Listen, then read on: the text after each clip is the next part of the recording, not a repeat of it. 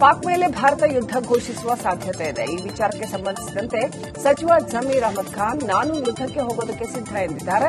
ನಾವು ಇಂಡಿಯನ್ಸ್, ನಾವು ಹಿಂದೂಸ್ತಾನಿ, ನಮಗೂ ಪಾಕಿಸ್ತಾನಕ್ಕೂ ಯಾವ ಸಂಬಂಧನೂ ಇಲ್ಲ ಅಂತ ಹೇಳಿದ್ರು. ಯುದ್ಧ ಮಾಡಬೇಕು ಅಂದ್ರೆ ನಾವು ರೆಡಿ, ನಾನೇ ಯುದ್ಧ ಮಾಡೋಕೆ ಹೋಗ್ತೀನಿ ಅಂತ ತಮಾಷೆಯಲ್ಲಿ ಜೋಶಲ್ಲಿ ಹೇಳ್ತಾ ಇಲ್ಲ, ಹಾಗಂತ ಗಂಭೀರವಾಗಿ ಹೇಳ್ತಾ ಇದ್ದೀನಿ ಅಂತ ಜಮೀರ್ ಹೇಳಿದ್ರು. ಈ ದೇಶಕ್ಕೋಸ್ಕರ ಸೂಯಿಸೈಡ್ ಬ್ಯಾಗ್ ಗನ್ನ ಕೊಡಿಸ್ಲಿ, ಅಲ್ಲಾ ಮೇಲೆ ದೇವರ ಮೇಲೆ ಆಣೆ ಇಟ್ಟು ನಾನು ಪಾಕಿಸ್ತಾನದ ವಿರುದ್ಧ ಯುದ್ಧ ಮಾಡ್ತೀನಿ ಅಂತ ಸಚಿವ ಜಮೀರ್ ಹೇಳಿದರು. ಬಹಳ ಸತಿ ಹೇಳ್ತೀನಿ ನಾನು, we are Indians, we are Hindustani, ನಮಗೂ ಪಾಕಿಸ್ತಾನಕ್ಕೆ ಸಂಬಂಧ ಇಲ್ಲ, ನಮಗೂ ಪಾಕಿಸ್ತಾನಕ್ಕೆ ಯಾವ ಸಂಬಂಧನೂ ಇಲ್ಲ. ಯುದ್ಧ ಮಾಡ್ಬೇಕಂದ್ರೆ ರೆಡಿ, ಅದಕ್ಕೆ ನನಗೆ ಅದೇ ಮಂತ್ರಿಯಾಗಿ ನಾನು ಕಳಿಸ್ತಾರಂದ್ರೆ ಹೇಳಿ ನಾನು ಹೋಗಲು ಸಿದ್ಧ, ನಾನೇ ಹೋಗ್ತೀನಿ ಅಲ್ಲಿ ಯುದ್ಧ ಮಾಡಬೇಕು ದೇಶಕ್ಕೋಸ್ಕರ. ನಡೀರಿ ಹೋಗ್ಬಿಡುವ, ನಾನು ಹೋಗ್ತೀನಿ. ಬೇಕಾದ್ರೆ ಸುಸೈಡ್ ಬ್ಯಾಗ್ ಹಾಕ್ತೀನಿ ನಾನು. ನಾನು ಹೇಳ್ತಲ್ಲ ಕೇಳಿಲಿ, ನಾನು ತಮಾಷೆಗೆ ನಾನು ಜೋಶಲ್ಲಿ ಹೇಳ್ತಾ ಇಲ್ಲ.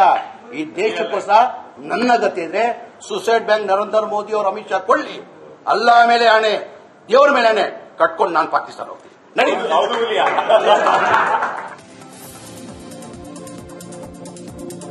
ಮಂಗಳೂರಿನಲ್ಲಿ ಹಿಂದೂ ಕಾರ್ಯಕರ್ತ ಸುಹಾಸ್ ಶೆಟ್ಟಿ ಕೊಲೆ ಪ್ರಕರಣಕ್ಕೆ ಸಂಬಂಧಪಟ್ಟಂತೆ ಸಚಿವ ಜಮೀರ್ ಅಹಮದ್ ಖಾನ್ ಪ್ರತಿಕ್ರಿಯೆ ನೀಡಿದರು. ಕೊಲೆಯಾಗಿದೆ, ಕೊಲೆಯಾಗಬಾರದಾಗಿತ್ತು, ಸತ್ತಿರೋದು ಉತ್ತಮ ಚಾರಿತ್ರ್ಯ ಇರೋ ವ್ಯಕ್ತಿ, ರೌಡಿ ಶೀಟರ್ ಅಂತೆ, ಹಿಂದೆ ಕೊಲೆ ಕೇಸ್ನಲ್ಲಿದ್ದರಂತೆ, ಪೊಲೀಸರು ತನಿಖೆ ಮಾಡ್ತಾರೆ, ಪ್ರತಿಯೊಬ್ಬರ ಜೀವವೂ ಅಮೂಲ್ಯವಾಗಿದೆ. ಬಿಜೆಪಿಯವರಿಗೆ ಎಲ್ಲದರಲ್ಲೂ ರಾಜಕಾರಣ, ಅವರು ಜಾತಿ ರಾಜಕಾರಣ ಮನೇಲಿ ಮಾಡಿಕೊಳ್ಳಿ, ರಾಜಕೀಯದಲ್ಲಿ ಬಂದು ಮಾತನಾಡಬಾರದು ಅಂತ ಜಮೀರ್ ಹೇಳಿದರು. ನಿನ್ನೆ ಮರ್ಡರ್ ಆಗಿದೆ, ನಮಗೂ ದುಃಖ ಆಗಿದೆ. ಅದಾಗಬಾರ್ದಾಗಿತ್ತು, ಆ ಘಟನೆ ಯಾವ ಕಾರಣಕ್ಕೂ ಆಗಬಾರ್ದಾಗಿತ್ತು. ಯಾರು ಮಾಡಿದ್ದಾರೆ ಅವ್ರಿಗೆ ತಕ್ಕಿನ ಶಿಷ್ಯ ಅವ್ರು ಸಿಕ್ಕಲೇಬೇಕು ಅವ್ರಿಗೆ. ಈಗ ಮುಂಚೆ ಅದಕ್ಕಿಂತ ಇದು political, is also rowdy sheeter.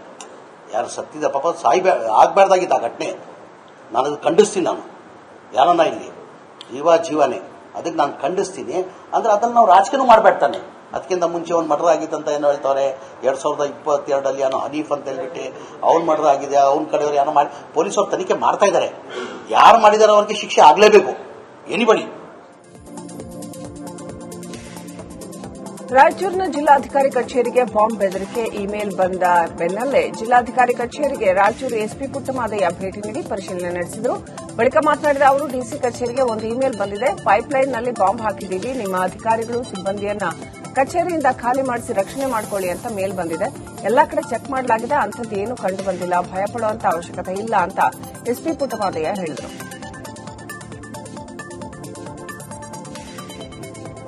ಬೆಳಗಾವಿಯಲ್ಲಿ ಕೇಂದ್ರ ಜಾತಿ ಗಣತಿ ಮಾಡುವ ವಿಚಾರದ ಬಗ್ಗೆ ಸಂಸದ ಜಗದೀಶ್ ಶೆಟ್ಟರ್ ಪ್ರತಿಕ್ರಿಯಿಸಿದ್ದಾರೆ. ಜಾತಿ ಗಣತಿ ಬಗ್ಗೆ ಎಲ್ಲಾ ಕಡೆ ಚರ್ಚೆ ನಡೀತಾ ಇದೆ. ಎಲ್ಲಾ ಕಡೆ ಸೆನ್ಸಸ್ ಮಾಡುವ ಕೆಲಸದ ಜೊತೆಗೆ ಜಾತಿ ಗಣತಿ ಕೂಡ ಆಗತ್ತೆ. ಜಾತಿ ಗಣತಿ ಮಾಡುವ ಮುಖಾಂತರ ಸಮಸ್ಯೆಗಳು ಫುಲ್ಫಿಲ್ ಆಗತ್ತೆ ಅಂತ ಹೇಳಿದರು. ಜಾತಿ ಗಣತಿ ಕೇಂದ್ರ ಸರ್ಕಾರದ ನಿರ್ಧಾರಕ್ಕೆ ಮೋದಿ ಅವರಿಗೆ ಅಭಿನಂದನೆ ಸಲ್ಲಿಸಿದರು.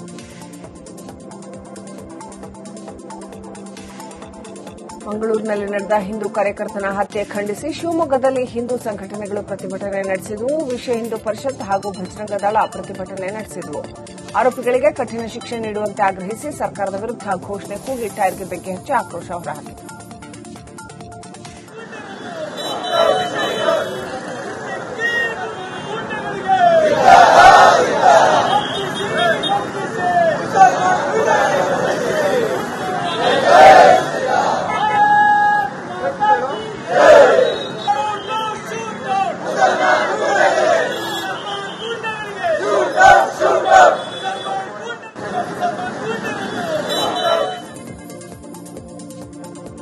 ಹಿಂದೂ ಕಾರ್ಯಕರ್ತ ಸುಹಾಸ್ ಶೆಟ್ಟಿ ಹತ್ಯೆ ಖಂಡಿಸಿ ವಿಜಯಪುರ ನಗರದ ಗಾಂಧಿ ವೃತ್ತದಲ್ಲಿ ಜಿಲ್ಲಾ ಬಿಜೆಪಿ ಪ್ರತಿಭಟನೆ ನಡೆಸಿತು. ಕಾಂಗ್ರೆಸ್ ಸರ್ಕಾರದ ವಿರುದ್ಧ ಘೋಷಣೆ ಕೂಗಿ ಆಕ್ರೋಶ ಹೊರಹಾಕಿದರು.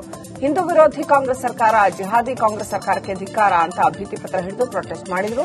ಪ್ರತಿಭಟನೆಯಲ್ಲಿ ಮಾಜಿ ಸಚಿವರಾದ ಎಸ್ಕೆ ಬೆಳ್ಳುಬ್ಬಿ, ಅಪ್ಪ ಸಾಹೇಬ್ ಪಟ್ಟಣ್ ಶೆಟ್ಟಿ ಸೇರಿ ಇತರರು ಭಾಗಿಯಾಗಿದ್ದರು.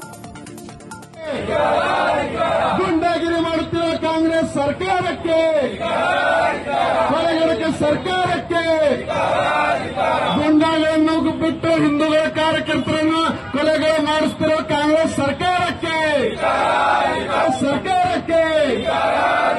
ಹಿಂದೂ ಕಾರ್ಯಕರ್ತರನ್ನು ಕೊಲೆ ಮಾಡಿಸುತ್ತಿರುವ ಕಾಂಗ್ರೆಸ್ ಸರ್ಕಾರಕ್ಕೆ, ಹಿಂದೂಗಳ ಮೇಲೆ ಸುಹಾಸ್ ಶೆಟ್ಟಿ ಹತ್ಯೆಯನ್ನು ಖಂಡಿಸಿ ಗದಗ್ನಲ್ಲೂ ಕೂಡ ಬಿಜೆಪಿ ಪ್ರತಿಭಟನೆಯನ್ನು ನಡೆಸಿತು. ಗದಗ್ ನಗರದ ಗಾಂಧಿ ಸರ್ಕಲ್ನಲ್ಲಿ ಪ್ರತಿಭಟನೆ ವೇಳೆ ಭಾರೀ ಹೈಡ್ರಾಮಾ ನಡೆದಿದೆ. ಬಿಜೆಪಿ ಕಾರ್ಯಕರ್ತರು ಟೈರ್ಗೆ ಬೆಂಕಿ ಹಚ್ಚೋದಕ್ಕೆ ಮುಂದಾಗಿದ್ದರು. ಈ ವೇಳೆ ಪೊಲೀಸರು ಹಾಗೂ ಪ್ರತಿಭಟನಾಕಾರರ ನಡುವೆ ನೂಕಾಟ ತಳ್ಳಾಟ ನಡೆಯಿತು. ರಾಜ್ಯ ಸರ್ಕಾರ ಸಿಎಂ ಸಿದ್ದರಾಮಯ್ಯ ವಿರುದ್ಧ ಆಕ್ರೋಶ ಹೊರಹಾಕಿದ ಪ್ರತಿಭಟನಾಕಾರರು ಸಿದ್ದರಾಮಯ್ಯ ರಾಜೀನಾಮೆಗೆ ಆಗ್ರಹಿಸಿದರು. ರಸ್ತೆ ತಡೆದು ಮಾನವ ಸರಪಳಿ ನಿರ್ಮಿಸಿ ಆಕ್ರೋಶ ಹೊರಹಾಕಿದರು.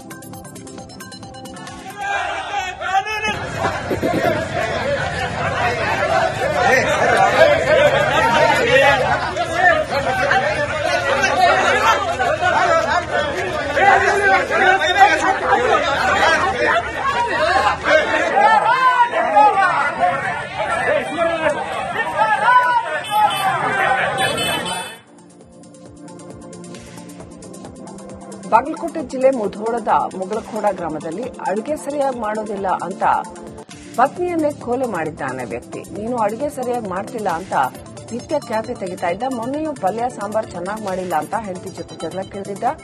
ಮಾತಿಗೆ ಮಾತು ಬೆಳೆದು ಹೆಂಡತಿ ಮೇಲೆ ಕುತ್ತಿಗೆ ಒತ್ತಿ ಸಾಯಿಸೇ ಬಿಟ್ಟಿದ್ದಾನೆ. ಯುವತಿಯನ್ನ ವರ್ಷದ ಹಿಂದೆ ಪ್ರೀತಿಸಿ ಬೀರಪ್ಪ ಮದುವೆಯಾಗಿದ್ದ.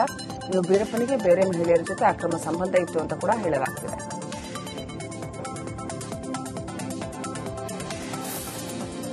ಎಸ್ಎಸ್ಎಲ್ಸಿಯಲ್ಲಿ 6 ವಿಷಯದಲ್ಲಿ ಫೇಲ್ ಆದ ಮಗನಿಗೆ ಕೇಕ್ ತಿನ್ನಿಸಿ ಸಂಭ್ರಮಿಸಿರುವ ಘಟನೆ ಬಾಗಲಕೋಟೆಯ ನವನಗರದಲ್ಲಿ ನಡೆದಿದೆ. ಫೇಲ್ ಆದ ಮಗನಿಗೆ ಕೇಕ್ ತಿನ್ನಿಸಿ ಪೋಷಕರು ಧೈರ್ಯ ತುಂಬಿದ್ದಾರೆ. ಅಭಿಷೇಕ್ ಯಲ್ಲಪ್ಪ ಚೋಳಿಸುಗುಡ್ಡ 625ಕ್ಕೆ 200 ಅಂಕ ಪಡೆದು ಶೇಕಡಾ 32ರಷ್ಟು ಫಲಿತಾಂಶ ಪಡೆದಿದ್ದಾನೆ. ಪರೀಕ್ಷೆ ಒಂದೇ ಜೀವನವಲ್ಲ, ಮತ್ತೆ ಪ್ರಯತ್ನ ಮಾಡುವಂತ ತಂದೆ ಧೈರ್ಯ ತುಂಬಿದ್ದಾರೆ.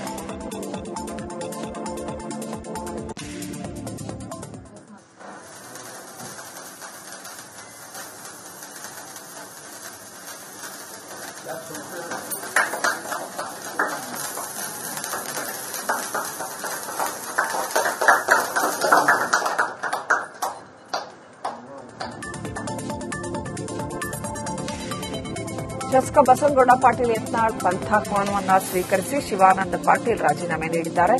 ಯತ್ನಾಳ್ಗೆ ಧಮ್ ಇದ್ರೆ ರಾಜೀನಾಮೆ ನೀಡಿ ಅಂತ ಮುಸ್ಲಿಂ ಮುಖಂಡರು ಸವಾಲು ಹಾಕಿದ್ದಾರೆ. ತಮ್ಮ ಮಾತನ್ನು ಉಳಿಸಿಕೊಳ್ಳಬೇಕಾದ್ರೆ ರಾಜೀನಾಮೆ ನೀಡಬೇಕು. ನಾವು ಎಲ್ಲದಕ್ಕೂ ತಯಾರಾಗಿ ನಿಂತಿದ್ದೇವೆ, ಎಚ್ಚರಿಕೆಯಿಂದ ಮಾತನಾಡಿ ಅಂತ ವಿಜಯಪುರದಲ್ಲಿ ಆಕ್ಷನ್ ಕಮಿಟಿ ಸದಸ್ಯರು ಸುದ್ದಿಗೋಷ್ಠಿ ನಡೆಸಿದರು. ನೀನು ದಮ್ ಇತ್ತಂದ್ರೆ ರಾಜೀನಾಮೆ ಕೊಡು, ನಾನು ರಾಜೀನಾಮೆ ಕೊಡ್ತೀನಿ ಅದಕ್ಕೆ ಒಂದು ಶುಕ್ರವಾರ ದಿವಸ ಒಂದು ಗಡುವು ಹಾಕಿದ್ರು. ಆ ಪ್ರಕಾರ ನಮ್ಮ ಶಿವಾನಂದ ಪಾಟೀಲ್ ಸಾಹೇಬ್ರವರು ಆದ ಪ್ರಕಾರ ನಮ್ಮ ಸಚಿವರು ಹೋಗಿ ನಮ್ಮ ಯುಟಿ ಖಾದರ್ ಅಂತ ಸಭಾಪತಿಯವ್ರ ಕೈಯಲ್ಲಿ ರಾಜೀನಾಮೆ ಸಲ್ಲಿಸಿದ್ದಾರೆ. ಅವರು ದಮ್ಮು, ಅವರು ಎಷ್ಟು ಇದು ಅದಾರ, ಎಷ್ಟು ಶಕ್ತಿಶಾಲಿ ಅದ ಅದು ಪ್ರೂವ್ ಮಾಡಿ ತೋರಿಸಿದ್ದಾರೆ. ನಮ್ಮೆಲ್ಲ ಬಿಜಾಪುರ ಆಕ್ಷನ್ ಕಮಿಟಿ ವತಿಯಿಂದ ಅವರಿಗೆ ನಮ್ಮ ಬೆಂಬಲ ಇದೆ. ಅವ್ರ ಜೊತೆಯಲ್ಲಿ ನಾವು ಹಗಲು ರಾತ್ರಿ ಇರ್ತೀವಿ ಅಂತ ಈ ಸಂದರ್ಭದಲ್ಲಿ ಹೇಳಲಿಕ್ಕೆ ಬಯಸ್ತೀನಿ. ಅದು ಅಲ್ಲ, ಹುಬ್ಬಳ್ಳಿಯಲ್ಲಿ ವಕ್ಫ್ ಬಿಲ್ ವಿರೋಧಿಸಿ ಮುಸ್ಲಿಂ ಸಮಾಜದವರು ಬೃಹತ್ ಪ್ರತಿಭಟನೆ ಮಾಡಿದ್ರು. ನಗರದ ಅಂಬೇಡ್ಕರ್ ವೃತ್ತದಿಂದ ತಹಶೀಲ್ದಾರ್ ಕಚೇರಿವರೆಗೂ ಬೃಹತ್ ಮೆರವಣಿಗೆ ನಡೆಸಿದ್ರು. ಪ್ರತಿಭಟನಾ ಮೆರವಣಿಗೆಯಲ್ಲಿ ಸಾವಿರಾರು ಸಂಖ್ಯೆಯಲ್ಲಿ ಮುಸ್ಲಿಂ ಬಾಂಧವರು ಭಾಗಿಯಾಗಿದ್ದರು. ವಕ್ಫ್ ತಿದ್ದುಪಡಿ ವಿರೋಧಿಸಿ ಕೇಂದ್ರ ಸರ್ಕಾರದ ವಿರುದ್ಧ ಘೋಷಣೆ ಕೂಗಿದ್ರು. ಹುಬ್ಬಳ್ಳಿ ಅಂಜುಮನ್ ಸಂಸ್ಥೆಯ ಅಧ್ಯಕ್ಷ ಎಎಂ ಹಿಂಡಸಗೇರಿ ನೇತೃತ್ವದಲ್ಲಿ ಪ್ರತಿಭಟನೆ ನಡೆಯಿತು. ಇನ್ನು ವಕ್ಫ್ ತಿದ್ದುಪಡಿಯನ್ನು ಕೈಬಿಡುವಂತೆ ತಹಶೀಲ್ದಾರರ ಮೂಲಕ ಕೇಂದ್ರ ಸರ್ಕಾರಕ್ಕೆ ಮನವಿ ಸಲ್ಲಿಸಿತು.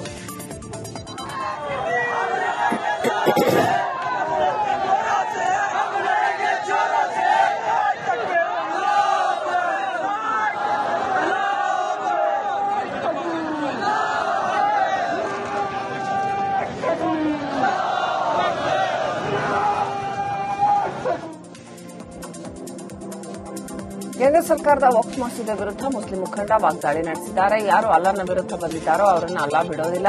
ಈ ದೇಶದ ಸ್ವಾತಂತ್ರ್ಯಕ್ಕಾಗಿ ಲಕ್ಷ ಲಕ್ಷ ಮುಸ್ಲಿಮರು ಪ್ರಾಣ ಕೊಟ್ಟಿದ್ದಾರೆ. ಇದೀಗ ನಮ್ಮ ವಿರುದ್ಧ ಸೈತಾನ್ ಓರ್ವ ಕಾಟ ಕೊಡ್ತಾ ಇದ್ದಾನೆ. ನಾವೆಲ್ಲ ಒಂದಾಗಬೇಕಾಗಿದೆ. ಈ ಸಮಯ ಈಗ ಬಂದಿದೆ. ಮುಸ್ಲಿಂ ಕಮಿಟಿಯಲ್ಲಿ ಯಾಕೆ ಹಿಂದೂಗಳನ್ನು ಹಾಕ್ತಾ ಇದ್ದೀರಾ? ರಾಮ ಮಂದಿರ ಟ್ರಸ್ಟ್ನಲ್ಲಿ ಬೇರೆಯವರಿಗೆ ಅವಕಾಶ ಇದೆಯಾ? ಮುಸ್ಲಿಮರ ವಿರುದ್ಧವಾಗಿ ಕೇಂದ್ರ ನಿರಂತರವಾಗಿ ಕಾಯ್ದೆಗಳನ್ನು ಮಾಡ್ತಾ ಇದೆ ಅಂತ ಎಸ್ಎಂ ಪಾಟೀಲ್ ಗಣಿಯಾರ್ ಕಿಡಿಕಾರಿದ್ದಾರೆ. ದೇಶದಲ್ಲಿ ಏನೇನು ವಕ್ಫ್ ಕಾನೂನನ್ನು ತಿದ್ದುಪಡಿ ಮಾಡಿ ಹೊಸ ಕಾನೂನನ್ನು ಮಾಡಿದ್ದಾರೆ, ಅದು ಜಾರಿ ಆಗಬಾರ್ದು, ಅದು ವಾಪಸ್ ತಗೋಬೇಕಂತ ಹೇಳಿ ಎಲ್ಲ ಸಮಾಜದ ಮುಖಂಡರು ಕೂಡಿ ಇವತ್ತು ಈ ಒಂದು ಬೃಹತ್ ಸಭೆ ಹಮ್ಮಿಕೊಂಡಿದ್ದಾರೆ. ಬಹಳ ಒಂದು ತಿಳುವಳಿಕೆಯುಳ್ಳ ಸಭೆ ಇದು.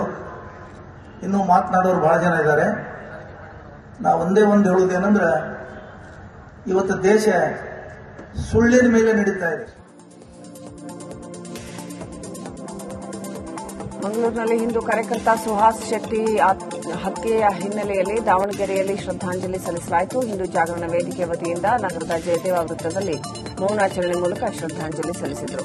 100ಕ್ಕೂ ಅಧಿಕ ಹಿಂದೂ ಜಾಗರಣ ವೇದಿಕೆಯ ಸದಸ್ಯರು ಭಾಗಿಯಾಗಿದ್ದರು. ಕಾರ್ಯಕರ್ತರು ಸುಹಾಸ್ ಶೆಟ್ಟಿ ಭಾವಚಿತ್ರಕ್ಕೆ ಪುಷ್ಪಾರ್ಚನೆ ಸಲ್ಲಿಸಿದರು.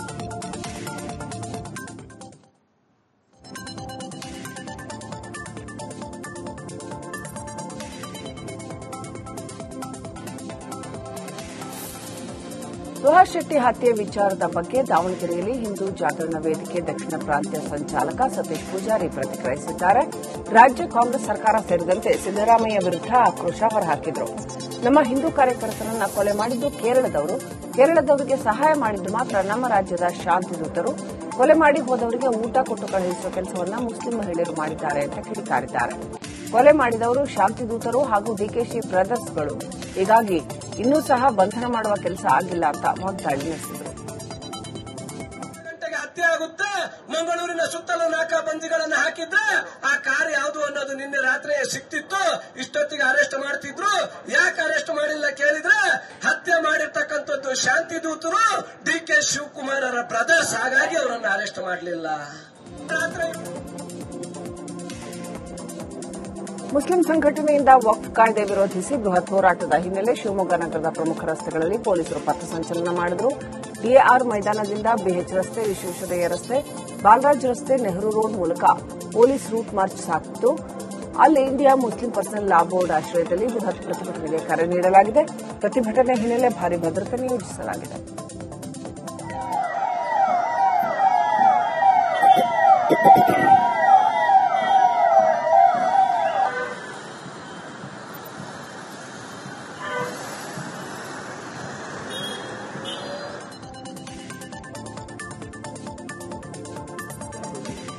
ದಾವಣಗೆರೆಯ ಚನ್ನಗಿರಿಯಲ್ಲಿ ಲೈಂಗಿಕ ಕಿರುಕುಳ ಆರೋಪ ಬೆಳಕಿಗೆ ಬಂದಿದೆ. ಪಟ್ಟಣದ ಸರ್ಕಾರಿ ಪ್ರಥಮ ದರ್ಜೆ ಕಾಲೇಜಿನಲ್ಲಿ ಉಪನ್ಯಾಸಕನಿಂದ ವಿದ್ಯಾರ್ಥಿನಿಯರಿಗೆ ಲೈಂಗಿಕ ಕಿರುಕುಳ ನೀಡುತ್ತಾ ಇದ್ದಂತೆ ಕಾಲೇಜಿನಲ್ಲಿ ಮುರಳಿ ಅತಿಥಿ ಉಪನ್ಯಾಸಕರಾಗಿ ಕರ್ತವ್ಯ ನಿರ್ವಹಿಸುತ್ತಾ ಇದ್ದು ಬಿಎಸ್ಸಿ ವಿಭಾಗದ ವಿದ್ಯಾರ್ಥಿನಿಗೆ ಕಾಲ್ ಹಾಗೂ ಮೆಸೇಜ್ ಮಾಡಿ ಅಸಭ್ಯವಾಗಿ ವರ್ತಿಸುತ್ತಾ ಇದ್ದಂತೆ, ಅಲ್ಲದೆ ಅಶ್ಲೀಲವಾದ ಫೋಟೋ ಕಳುಹಿಸಿ ಟಾರ್ಚರ್ ಮಾಡ್ತಾ ಇದ್ದ ಅಂತ ವಿದ್ಯಾರ್ಥಿನಿಯರು ಆರೋಪಿಸಿದ್ದಾರೆ. ಐ ಲವ್ ಯು, ಡೇಟಿಂಗ್ ಇತ್ಯಾದಿ ವಿಚಾರದಲ್ಲಿ ಉಪನ್ಯಾಸಕ ಮುರಳಿ ಮೆಸೇಜ್ ಮಾಡಿದ್ದಾರೆ.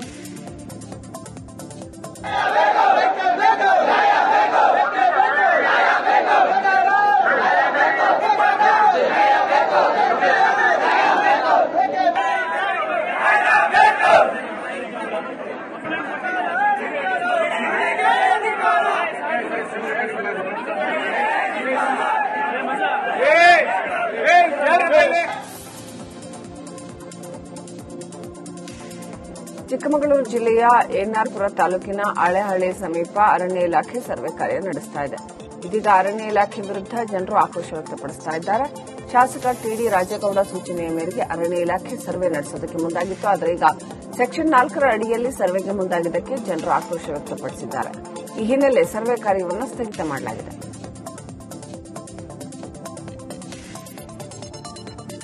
ಹಾಸನದಲ್ಲಿ ಆನೆ ದಾಳಿಗೆ ಬಲಿಯಾದ ಷಣ್ಮುಖ ಅವರ ಮನೆಗೆ ಅರಣ್ಯ ಸಚಿವ ಈಶ್ವರ್ ಖಂಡ್ರೆ ಭೇಟಿ ನೀಡಿದ್ದಾರೆ. ಸಕಲೇಶಪುರದ ಬೈಕೆರೆ ಗ್ರಾಮದಲ್ಲಿ ಏಪ್ರಿಲ್ 25ನೇ ತಾರೀಕು ಆನೆ ದಾಳಿಗೆ ಷಣ್ಮುಖ ಅವರು ಬಲಿಯಾಗಿದ್ದರು. ಷಣ್ಮುಖ ಕುಟುಂಬ ಸದಸ್ಯರಿಗೆ ಖಂಡ್ರೆ ಸಾಂತ್ವನ ಹೇಳಿದ್ದು, ಕಾಡಾನೆ ದಾಳಿ ತಪ್ಪಿಸೋದಕ್ಕೆ ಸತತ ಪ್ರಯತ್ನ ಮಾಡ್ತಾ ಇದ್ದೇವೆ ಅಂತ ಹೇಳಿದರು. ಆನೆ ದಾಳಿಗೆ ಶಾಶ್ವತ ಪರಿಹಾರಕ್ಕಾಗಿ ಸಿಎಂ ನೇತೃತ್ವದಲ್ಲಿ ಹಾಸನದಲ್ಲಿ ಸಭೆ ನಡೆಸಲಾಗುತ್ತೆ. ಈ ಸಭೆಯಲ್ಲಿ ಹಾಸನ, ಕೊಡಗು, ಚಿಕ್ಕಮಗಳೂರು ಕಾಡಾನೆ ಹಾವಳಿ ಬಗ್ಗೆಯೂ ಕೂಡ ಗಮನ ನೀಡಲಾಗುವುದು ಅಂತ ಹೇಳಿದರು.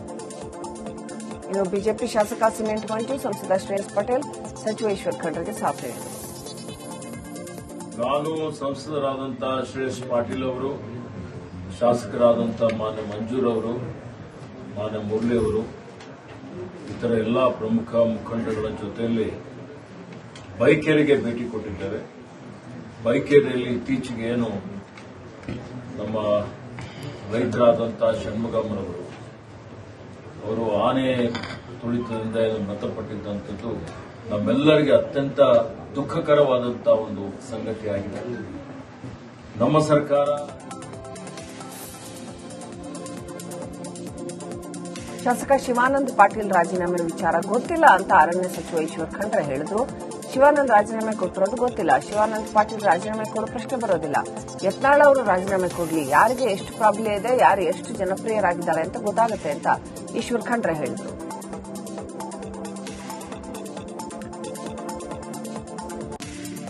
ಮಂಗಳೂರಿನ ಸುಹಾಸ್ ಶೆಟ್ಟಿ ಹತ್ಯೆ ಖಂಡಿಸಿ ಹಿಂದೂ ಸುರಕ್ಷಾ ಸಮಿತಿ ಪ್ರತಿಭಟನೆ ನಡೆಸಿದೆ. ಮಡಿಕೇರಿಯ ಜನರಲ್ ತಿಮ್ಮಯ್ಯ ವೃತ್ತದಲ್ಲಿ ನಡೆದ ಪ್ರತಿಭಟನೆಯಲ್ಲಿ ವಿವಿಧ ಹಿಂದೂ ಸಂಘಟನೆಗಳು ಭಾಗಿಯಾಗಿದ್ದವು. ಹತ್ಯೆಕೋರರನ್ನು ಕೂಡಲೇ ಬಂಧಿಸುವಂತೆ ಪ್ರತಿಭಟನಾಕಾರರು ಒತ್ತಾಯಿಸಿದರು. ಕೊಡಗು ಜಿಲ್ಲೆಯ 5 ತಾಲೂಕು ಕೇಂದ್ರಗಳಲ್ಲಿ ಪ್ರತಿಭಟನೆ ನಡೆಸಲಾಯಿತು. ಸರ್ಕಾರದ ವೈಫಲ್ಯದಿಂದ ರಾಜ್ಯದಲ್ಲಿ ಹಿಂದೂಗಳ ಹತ್ಯೆ ಆಗ್ತಾ ಇದೆ ಅಂತ ಆಗ್ರಹಪಡಿಸಿದರು.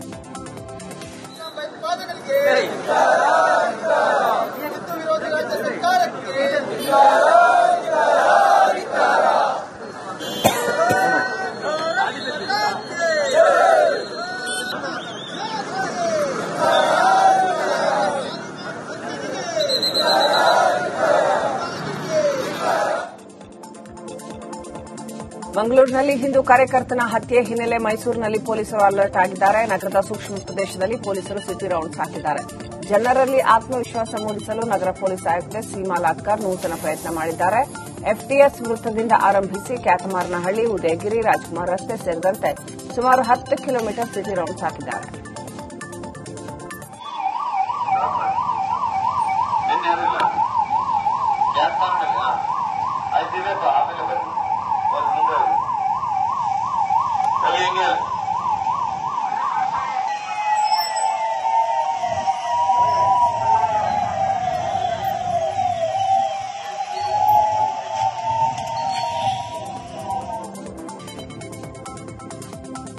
ಮಂಡ್ಯದಲ್ಲಿ ಅರ್ಧ ಗಂಟೆ ಕಾಲ ಭಾರೀ ಮಳೆ ಸುರಿದಿದೆ. ದಿಢೀರ್ ಮಳೆಯಿಂದ ವಾಹನ ಸವಾರರು ಪರದಾಡಿದ್ರು. ಮಹಾವೀರ ವೃತ್ತದಲ್ಲಿ ಮಂಡಿವರೆಗೆ ನೀರು ನಿಂತಿದ್ದು ತಗ್ಗು ಪ್ರದೇಶಕ್ಕೆ ನೀರು ನುಗ್ಗಿದೆ.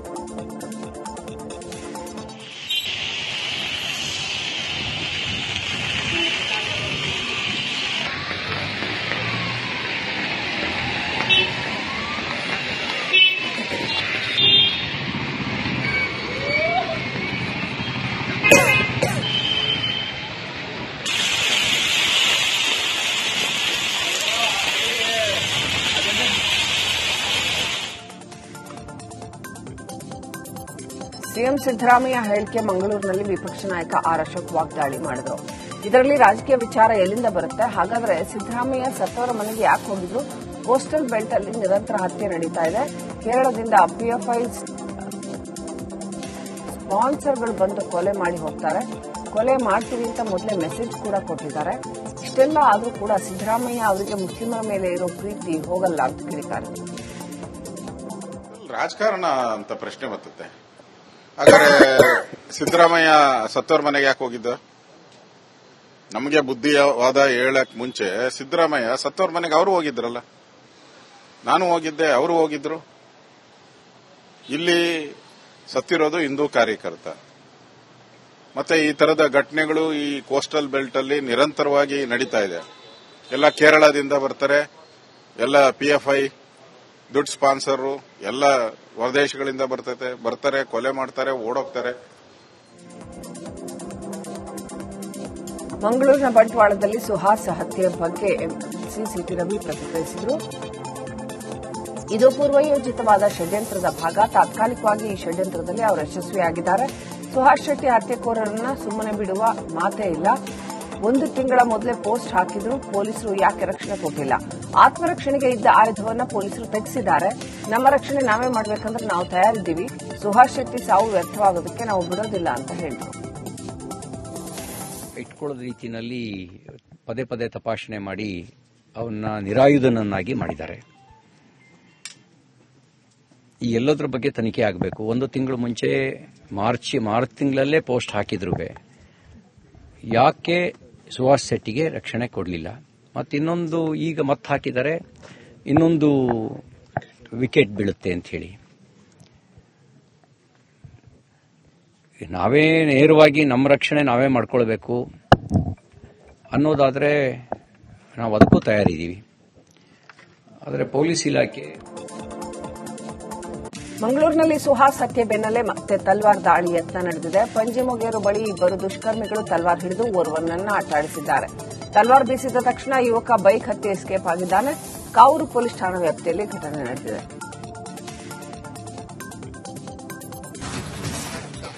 ಗೆಜೆಟೆಡ್ ಪ್ರೊಬೇಷನರಿ ಗ್ರೂಪ್ ಎ ಮತ್ತು ಬಿ ಪರೀಕ್ಷೆಗೆ ಸಂಬಂಧಪಟ್ಟಂತೆ ಆಗಸ್ಟ್ 27ರಂದು ಪ್ರಿಲಿಮಿನರಿ ಪರೀಕ್ಷೆ ನಡೆದಿತ್ತು. ಕನ್ನಡ ಹಾಗೂ ಇಂಗ್ಲಿಷ್ ಎರಡೂ ಭಾಷೆಯಲ್ಲೂ ಪರೀಕ್ಷೆ ನಡೆಸಲಾಗಿತ್ತು. ಕನ್ನಡ ಟು ಇಂಗ್ಲಿಷ್ ಟ್ರಾನ್ಸ್ಲೇಟ್ ತಪ್ಪಾಗಿದ್ದರಿಂದ ಪರೀಕ್ಷೆ ರದ್ದು ಮಾಡಿ ಮತ್ತೆ ಪರೀಕ್ಷೆ ಬರೆಯೋಕೆ ಅವಕಾಶ ನೀಡಲಾಗಿತ್ತು. ಮೊದಲು ಬರೆದ ಎಕ್ಸಾಮ್ನಲ್ಲಿ ಆದ ಸಮಸ್ಯೆ ಎರಡನೇ ಬಾರಿಯೂ ಆದ್ದರಿಂದ ಅಭ್ಯರ್ಥಿಗಳು ಕೋರ್ಟ್ ಮೆಟ್ಲೇರಿದ್ರು. ನಿನ್ನೆ ಸಂಜೆ 4:30ಕ್ಕೆ ಕೋರ್ಟ್ ಆದೇಶ ನೀಡಿದ್ದು ಸುಮಾರು 270ರಿಂದ 300 ಅಭ್ಯರ್ಥಿಗಳಿಗೆ ಪರೀಕ್ಷೆ ಬರೆಯೋದಕ್ಕೆ ಅನುಮತಿ ನೀಡಿದೆ. ಕೆಪಿಎಸ್ಸಿ ತರಾತುರಿಯಲ್ಲಿ ಪರೀಕ್ಷೆ ನಡೆಸೋದಕ್ಕೆ ಮುಂದಾಗಿದ್ದು ಇಂದು ಬೆಳಗ್ಗೆ 10 ಗಂಟೆಗೆ ಪರೀಕ್ಷೆ ನಡೆಯಲಿದೆ.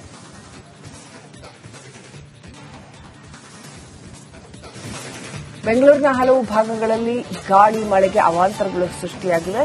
ಮಳೆಯಿಂದಾಗಿ ತಗ್ಗು ಪ್ರದೇಶಗಳಲ್ಲಿ ನೀರು ನಿಂತಿದ್ದು ಯಶವಂತಪುರ ಗುರುಗುಂಟೆಪಾಳ್ಯ ರಸ್ತೆ ಜಾಮ್ ಆಗಿತ್ತು. ಇನ್ನು ಗಾಳಿ ಮಳೆಗೆ ಸರ್ಜಾಪುರದ ಸೋಂಪುರ ಗೇಟ್ ಬಳಿ ಬೃಹತ್ ಹೋರ್ಡಿಂಗ್ಸ್ ಬಿದ್ದಿದೆ. ಸದ್ಯ ಪಕ್ಕದಲ್ಲಿದ್ದ ಗೂಡಂಗಡಿಯ ವ್ಯಕ್ತಿ ಜಸ್ಟ್ ಮಿಸ್ ಆಗಿದ್ದಾರೆ.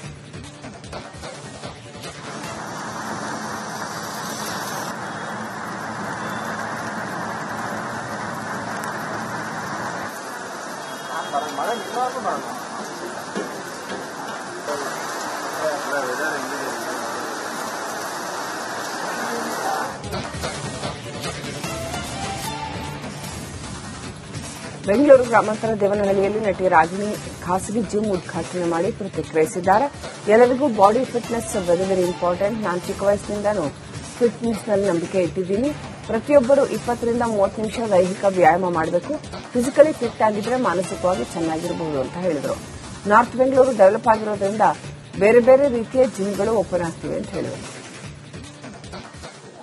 ನನ್ನ ಅಭಿಪ್ರಾಯ ಯಾವತ್ತು that general fitness body fitness is really important. Not just ಒಬ್ಬ ಆಕ್ಟರ್ ಆಗಿ, ಬಟ್ ನಾನು ಚಿಕ್ಕ ವಯಸ್ಸಿಂದಾನು ಫಿಟ್ನೆಸ್ ಆಗಲಿ, ಜನರಲ್ ಫಿಟ್ನೆಸ್ ಆಗಲಿ, more than A gym, outdoor activities ಆಗಲಿ ಇದರಲ್ಲಿ ತುಂಬಾ ಬಿಲೀವ್ ಮಾಡ್ತೀನಿ. Because I think it's very very important for each.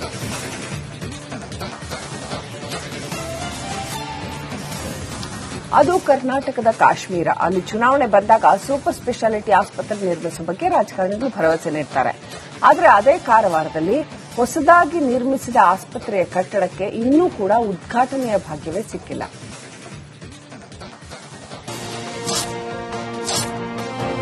ಇದನ್ನ ಉತ್ತರ ಕನ್ನಡ ಜನರ ಸಂಕಷ್ಟ ಅನ್ನಬೇಕೋ ಅಥವಾ ರಾಜಕಾರಣಿಗಳ ನಿರ್ಲಕ್ಷ್ಯ ಅನ್ನಬೇಕೋ ಗೊತ್ತಿಲ್ಲ. ಆದ್ರೆ ಇಲ್ಲಿನ ಜನರ ಆಸೆ ಮಾತ್ರ ಈಡೇರಿಲ್ಲ, ಕನಸು ನನಸಾಗಿಲ್ಲ. ಉತ್ತರ ಕನ್ನಡ ಜಿಲ್ಲೆಯಲ್ಲಿ ಸೂಪರ್ ಸ್ಪೆಷಾಲಿಟಿ ಆಸ್ಪತ್ರೆ ನಿರ್ಮಾಣ ಮಾಡಬೇಕು ಅನ್ನೋದು ಇಲ್ಲಿನ ಜನರ ಕೂಗು. ಜಿಲ್ಲೆಯಲ್ಲಿ ಸುಸಜ್ಜಿತ ಆಸ್ಪತ್ರೆ ಇಲ್ಲದೆ ಜನಸಾಮಾನ್ಯರಿಗೆ ಸೂಕ್ತ ಚಿಕಿತ್ಸೆ ಸಿಗ್ತಿಲ್ಲ. ಹೀಗಾಗಿ ಸಾರ್ವಜನಿಕರು ನಿತ್ಯ ಪರದಾಡೋ ಸ್ಥಿತಿ ನಿರ್ಮಾಣವಾಗಿದೆ.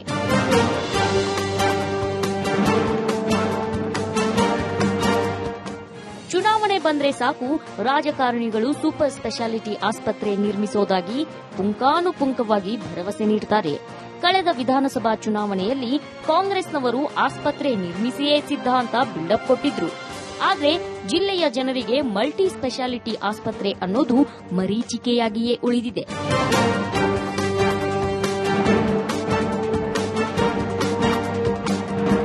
ಕಳೆದ ಅವಧಿಯಲ್ಲಿ ಬಿಜೆಪಿ ಸರ್ಕಾರ ಕಾರವಾರದಲ್ಲಿ ಸುಮಾರು 150 ಕೋಟಿ ರೂಪಾಯಿ ವೆಚ್ಚದಲ್ಲಿ 450 ಬೆಡ್ ಇರೋ ಆಸ್ಪತ್ರೆ ಕಟ್ಟಡ ನಿರ್ಮಿಸಲು ಮುಂದಾಗಿತ್ತು. ಇದೀಗ ಕಟ್ಟಡ ಕಾಮಗಾರಿ ಮುಗಿದು 6 ತಿಂಗಳಾದರೂ ಕಟ್ಟಡಕ್ಕೆ ಉದ್ಘಾಟನೆ ಭಾಗ್ಯವಿಲ್ಲ. ಹಳೆ ಕಟ್ಟಡದಲ್ಲಿಯೇ ಜಿಲ್ಲಾ ಆಸ್ಪತ್ರೆ ನಡೆಯುತ್ತಿದೆ.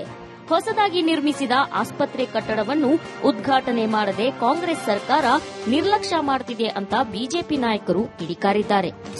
ಈಗಾಗಲೇ ನಮ್ಮ ಬಿಜೆಪಿ ಸರ್ಕಾರ 150 ಕ್ರೋರ್ಸ್ ರೂಪೀಸ್ನಲ್ಲಿ 400 ಬೆಡೆಡ್ ಹಾಸ್ಪಿಟಲ್ ಈಗಾಗಲೇ ಮಂಜೂರಾಗಿ ಅದು ಕಂಪ್ಲೀಟ್ ಆಗಿದೆ. ಆದರೆ ಕನಿಷ್ಠ ಈ ಕಾಂಗ್ರೆಸ್ ಸರ್ಕಾರದಲ್ಲಿ ಆ ಹಾಸ್ಪಿಟಲ್ ಉದ್ಘಾಟನೆ ಮಾಡಲಿಕ್ಕೆ ಮತ್ತೆ ಅದಕ್ಕೆ ಇರುವ ಕೆಲವು ಫರ್ನಿಚರ್ಗಳು ಫಿಕ್ಸಸ್ಗಳು ಮಾಡಿ ಅದನ್ನು ಉದ್ಘಾಟನೆ ಮಾಡಲಿಕ್ಕೆ ಸಾಧ್ಯ ಆಗ್ತಾ ಇಲ್ಲ. ಇದನ್ನು ಉತ್ತರ ಕನ್ನಡ ಜಿಲ್ಲಾ ಬಿಜೆಪಿ ಉಪಾಧ್ಯಕ್ಷನಾಗಿ ನಾನು ಅತ್ಯಂತ ಕಟು ಶಬ್ದಗಳಲ್ಲಿ ಟೀಕಿಸ್ತಾ ಇದ್ದೇನೆ. ಈ ಬಗ್ಗೆ ಶಾಸಕ ಸತೀಶ್ ಸೈಲ್ ಬಳಿ ಕೇಳಿದ್ರೆ ಆಸ್ಪತ್ರೆ ಕಟ್ಟಡಕ್ಕೆ ಬೇಕಾದ ಹಣ ಬಿಡುಗಡೆ ಮಾಡಿದ್ದೇವೆ, ಸಿಎಂ ಬಂದು ಉದ್ಘಾಟನೆ ಮಾಡ್ತಾರೆ ಅಂತ ಕಾಯ್ತಿದ್ದೇವೆ ಅಂತ ಹೇಳಿದ್ರು. ಮಾನ್ಯ ಘನ ಸರ್ಕಾರ ಅದಕ್ಕೆಲ್ಲ ಹಣವನ್ನು ಬಿಡುಗಡೆ ಮಾಡಿದೆ. ಆದರೆ ಇನಾಗ್ರೇಷನ್ ನಾವು ಈ ಕರಾವಳಿ ಸಂದರ್ಭದಲ್ಲಿ ಮಾಡಬೇಕಂತ ಇತ್ತು. ಆದರೆ ಇದು ಕರಾವಳಿ ಮುಂದೆ ಹೋಗಿದ್ದಕ್ಕೆ ಮುಂದಿನ ದಿವಸಗಳಲ್ಲಿ ಮಾನ್ಯ ಸಿದ್ದರಾಮಯ್ಯನವರು ಮಾನ್ಯ ಡಿ.ಕೆ. ಶಿವಕುಮಾರ್ ಅವರಿಗೆ ಕರೆಸಿ ಅದನ್ನು ಖಂಡಿತವಾಗಿ IB ಇರ್ಬೋದು ಅದನ್ನೆಲ್ಲ ಓಪನ್ ಮಾಡ್ತೇವೆ ಒಂದೇ ಸಲ. ಮತ್ತೆ DC ಆಫೀಸ್ ಒಂದು 25 ಕೊಟ್ಟಿದ್ದೀವಿ, ಅದನ್ನೆಲ್ಲ ವ್ಯವಸ್ಥೆ ಮಾಡ್ತೇವೆ ಅಂತ ಹೇಳಲಿಕ್ಕೆ ಬಯಸ್ತೇವೆ. ಒಟ್ನಲ್ಲಿ ಹೊಸದಾಗಿ ನಿರ್ಮಿಸಿರೋ ಸುಸಜ್ಜಿತ ಆಸ್ಪತ್ರೆ ಕಟ್ಟಡ ಯಾವಾಗ ಲೋಕಾರ್ಪಣೆಯಾಗುತ್ತೆ ಅಂತ ಜನ ಕಾಯ್ತಿದ್ದಾರೆ. ಅದರ ಜೊತೆಗೆ ಕಾರವಾರದಲ್ಲಿ ಸೂಪರ್ ಸ್ಪೆಷಾಲಿಟಿ ಆಸ್ಪತ್ರೆ ನಿರ್ಮಿಸಿ ಜನರ ಜೀವ ಉಳಿಸೋ ಕೆಲಸವನ್ನ ಸರ್ಕಾರ ಮಾಡಬೇಕಿದೆ. ಶೇಷಗಿರಿ ಮುಂಡಳ್ಳಿ, ರಿಪಬ್ಲಿಕ್ ಕನ್ನಡ, ಕಾರವಾರ.